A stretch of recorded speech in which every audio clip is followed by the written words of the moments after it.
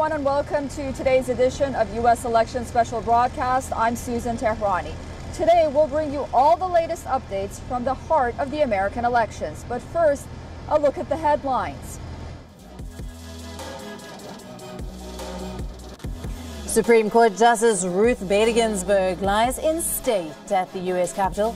A memorial service is being held at the Statutory Hall. Prominent politicians and leaders including Biden and Pelosi pay their respects.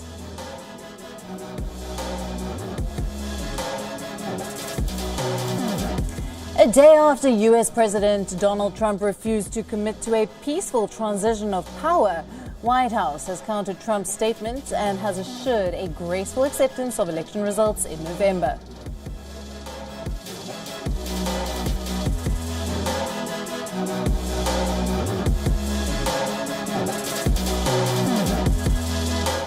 U.S. Democrat representatives will introduce a bill next week to limit the tenure of U.S. Supreme Court justices to 18 years from the current lifetime appointments in a bid to reduce partisan warring over vacancies and preserve the court's legitimacy.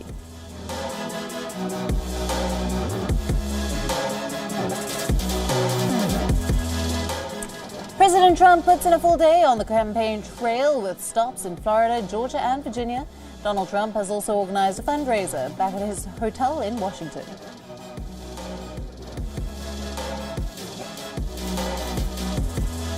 Facebook's head of security policy says that both Facebook and Twitter have removed several hundred fake accounts linked to Kremlin-backed actors involved in previous efforts to interfere in U.S. politics, including the 2016 presidential election.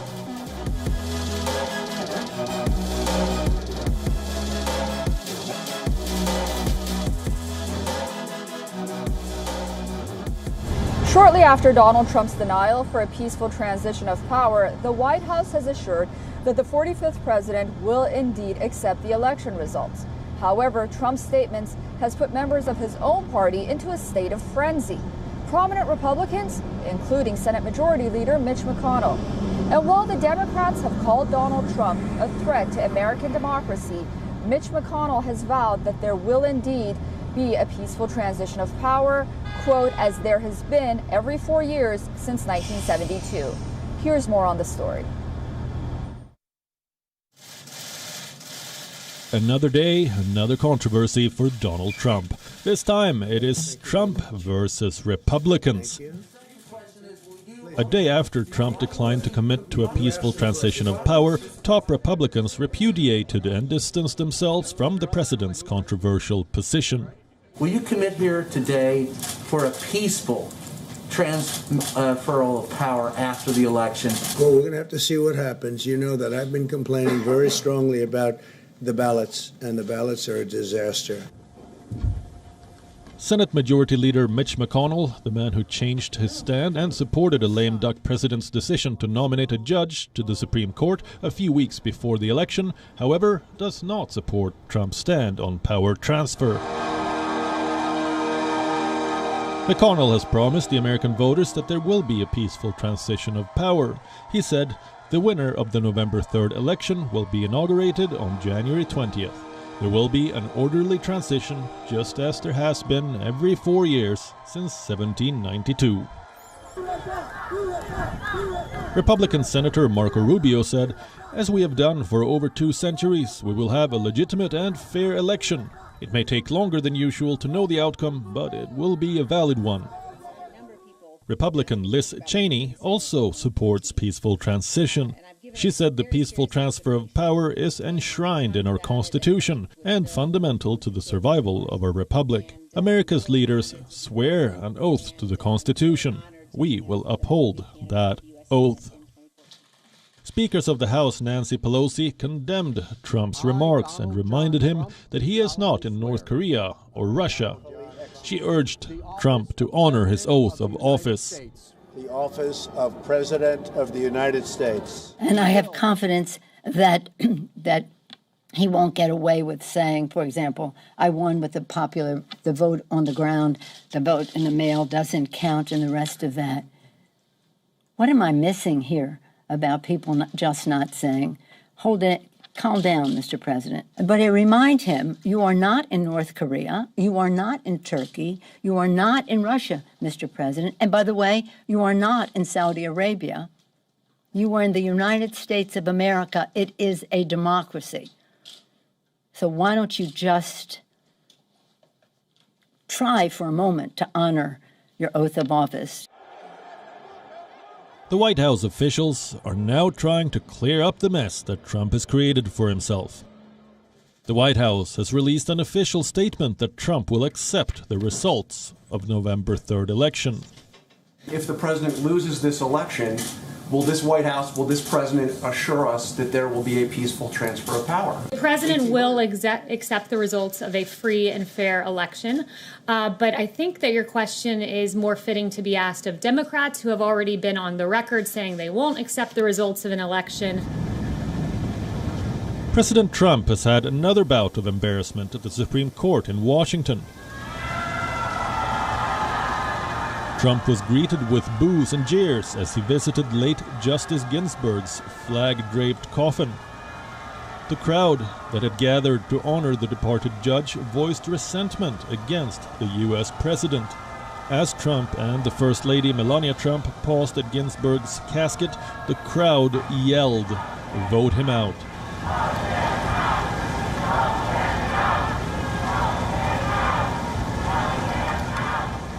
U.S. Election Desk, we on. Will this one? A vacant Supreme Court seat continues to be the cause of tension here in the United States, leading to a partisan battle. Now, the Democrats want to change the status quo by introducing a bill as early as next week that would limit the tenure of Supreme Court justices to 18 years. Each president, during his 4-year term, would have the opportunity to elect 2 justices. So will this bill get passed? And will the status quo change? Here's a report on the bill and the long-term implications it may have.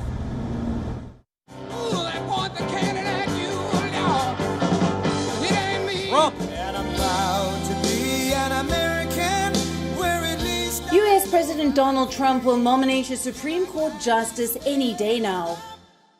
I nominate somebody, as I'm constitutionally obligated to do, to serve on the Supreme Court of the United States. Go ahead. He aims to fill the vacant seat before November election. Democrats are not willing to sit and watch as Trump continues to make decisions according to his whims and fancies. Democrats are working on a bill to reduce the tenure of Supreme Court justices from a lifetime to 18 years. They are likely to introduce the bill in the House of Representatives next week. They say that this step aims to limit partisan politics and preserve the court's legitimacy. Under the Constitution and laws of the United States. So help me God. So help me God. During his 4-year term, Trump already chose 2 Supreme Court justices. And that I will faithfully and impartially discharge and perform. Now, a few weeks before the election, he is set to announce his 3rd pick. 3 judges of Trump's choice will serve at the Supreme Court for their lifetime. The new bill aims to fix this loophole. It would allow every president to nominate 2 judges in a 4-year term. No bill has ever been introduced that aims to set a limit on the tenure of Supreme Court judges. The Supreme Court Term Limits and Regular Appointments Act is a first. The bill exempts current Supreme Court justices from the 18-year rule. In a joint statement, Massachusetts Representative Joe Kennedy III, Virginia Representative Don Beyer, and California Representative Joe Kana, who are likely to introduce the legislature, said it would save the country a lot of agony and help lower the temperature over fights for the court that go to the fault lines of cultural issues and is one of the primary things tearing at our social fabric. A vacant Supreme Court seat became a bone of contention just weeks before the U.S. presidential election. The seat fell vacant after the death of Justice Ruth Bader Ginsburg. This presented Donald Trump with a unique opportunity to impact the U.S. judiciary for decades. He made a statement indicating that if election results do not favor him, he will take the matter to the Supreme Court. What do the American people think about the tenure of Supreme Court justices? A PBS survey reveals that a majority of Americans, that is 77%, favor the restrictions on tenure. 23% are against it.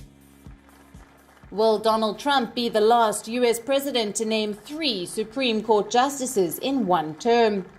We shall wait and watch. U.S. Election Desk, we on World is One. As we enter the final 6-week stretch of the U.S. presidential elections, Donald Trump is now visiting 2 states in one day, while his Democratic contender Joe Biden has no political rallies scheduled. Donald Trump visited North Carolina and Florida, both swing states that Joe Biden enjoys a slight lead. So will the president be able to flip these states back to red? Let's find out. U.S. President Donald Trump takes his campaign to battleground states North Carolina and Florida. Trump's previous election rallies largely focused on the vacant Supreme Court seat. This time, healthcare became the focal point. President Trump signed 2 executive orders implementing his America First healthcare plan. One of the 2 executive orders is for Americans with pre-existing health conditions. It ensures that Americans retain healthcare coverage. The Trump administration seeks to strike down the Affordable Care Act, or Obamacare. In June this year, the Trump administration had asked the Supreme Court to invalidate the Obamacare law. Continue to suffer from Obamacare while The Affordable Care Act was passed in 2010. It prohibited health insurers from denying coverage to Americans with known health conditions. When I was elected, I inherited a thing called Obamacare. Has anybody heard of Obamacare? It was terrible. That's the way I feel, too. It was terrible and very, very expensive. Hurt a lot of people. Premiums were too high. Deductibles were a disaster. Patients had no choice. You couldn't keep your doctor. But by far the worst part of Obamacare was this thing called the individual mandate. 130 Democrats. The other order aims at eliminating surprise bills. Trump also announced that his administration will be sending cards containing $200 to 33 million beneficiaries. Trump said that his vision for a new healthcare plan includes affordable prices, lower prescription drug cost, more consumer choice, greater transparency. After North Carolina, Trump headed to Florida. While addressing an election rally in Jacksonville, Trump made a specific poll pitch to Hispanic voters. The Democrat Party has been completely taken over by socialists, Marxists, and far-left extremists. They embrace the policies of communist Cuba, socialist Venezuela. They want to end the American dream for Hispanic Americans. We love Hispanic Americans. Wow. Democratic presidential nominee Joe Biden has no public events scheduled for Thursday. While election campaigns are usually a mix of travel, coffee, and adrenaline, Biden has chosen to remain low-key. On the other hand, Trump is on a tight schedule. He has been holding election rallies in person almost every day. Trump launched another personal attack on Biden, saying the country cannot have a low-energy individual as a president. He was so good. Supposing he never campaigns and he wins, you know how badly I'm going to feel?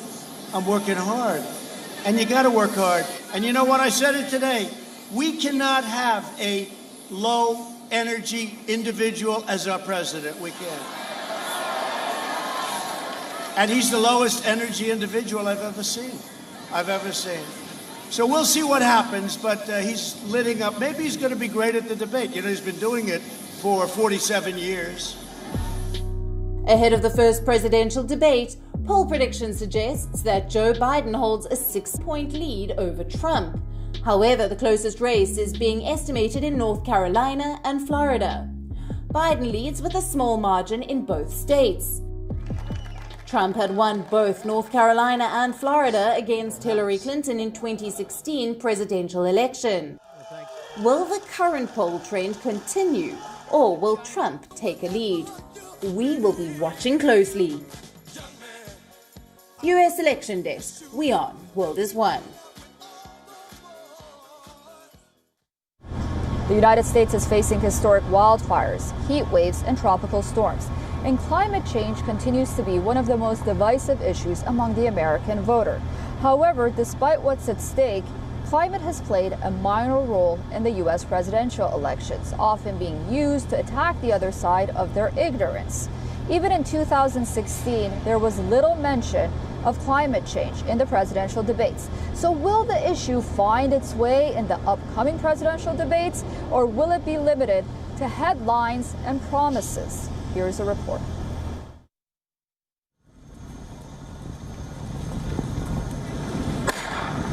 Record-breaking wildfires, extreme heat waves, dropping water levels of the Great Lakes, and catastrophic hurricanes. In the United States of America, climate crisis isn't coming, it is already here.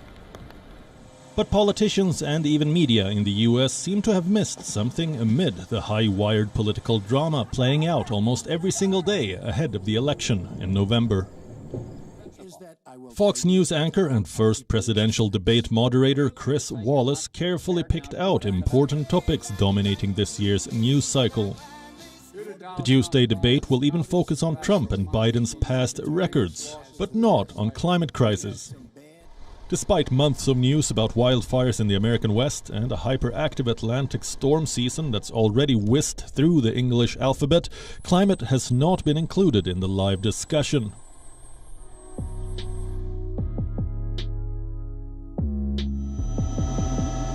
Over the last month, huge wildfires have laid siege to the West Coast. The shroud of smoke that came with them now offers both a glimpse of the future and a reminder of the past. Wildfires in the West sent smoke all the way to the East Coast. Records-setting triple-digit temperatures scorched cities from Los Angeles to Boston.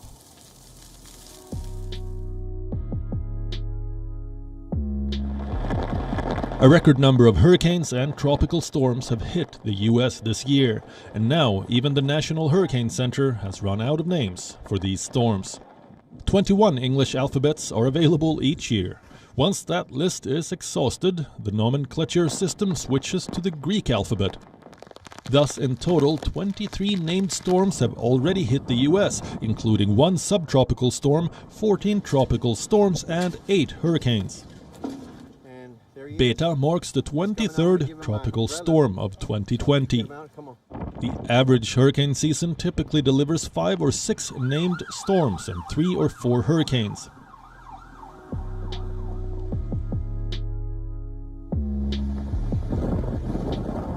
Water levels have always fluctuated on the Great Lakes, but the recent extreme seesawing is unprecedented in this century.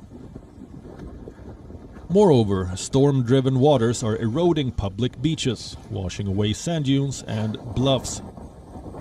The Great Lakes system holds 21% of the world's surface fresh water, enough to cover the continental U.S. But the natural fresh water source seems to be less important than other politics and crises. Will climate find a space in the upcoming presidential debates, or will we see a repeat of 2016 debate? We'll find out. U.S. Election Desk, We On, World is One. The verdict in the Breonna Taylor case has triggered a new wave of protests. Black Lives Matter protesters demand homicide charges against the 3 officers involved in the case. Here's more details.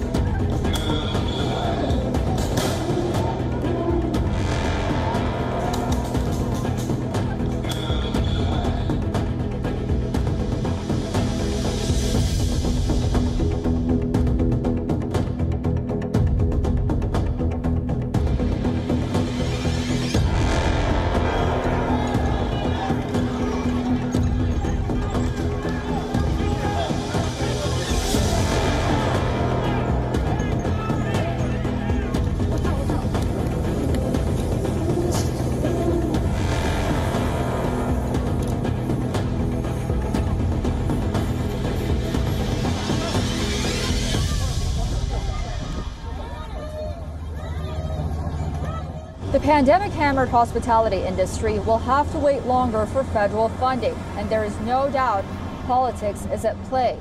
The upcoming brutal battle for the seat at the Supreme Court will undoubtedly play a crucial role in delaying a stimulus package. This has been particularly hard for restaurant owners here in New York City, who fear the cold weather in the fall and winter. We'll take you to the streets of New York to see how these restaurants are coping and the challenges and opportunities that lie ahead. Brazilian comfort food restaurant Santo Brooklyn opened its doors just days before New York ordered the state-mandated shutdown of dine-in services for all New York City restaurants due to the coronavirus pandemic. The family-owned restaurant, like many others, quickly pivoted to adapt to the new reality in order to survive. Rethink our entire menu for delivery and takeout service only. While outdoor dining became the new norm in the months that followed, it didn't create enough revenue for the 1,200 restaurants that closed their doors for good.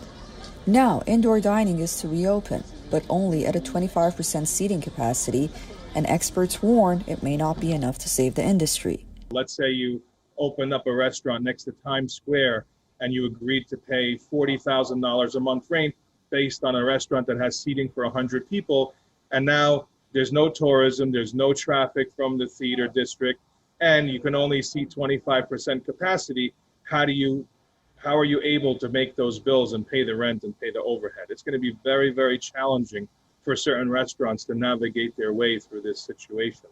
Restaurants will have to comply with certain rules, like checking the temperature of patrons. The owners at Santo Brooklyn welcome the modest change. Even though our dining room is very small, being able to have maybe 3 extra tables inside, it's meaningful for us financially. Meanwhile, the new trends that have emerged throughout the pandemic in the culinary industry will likely become permanent. Ghost kitchens will definitely be a permanent trend. The same with food halls. I think that those will be a permanent trend. Takeout and delivery, guaranteed that will, continue on.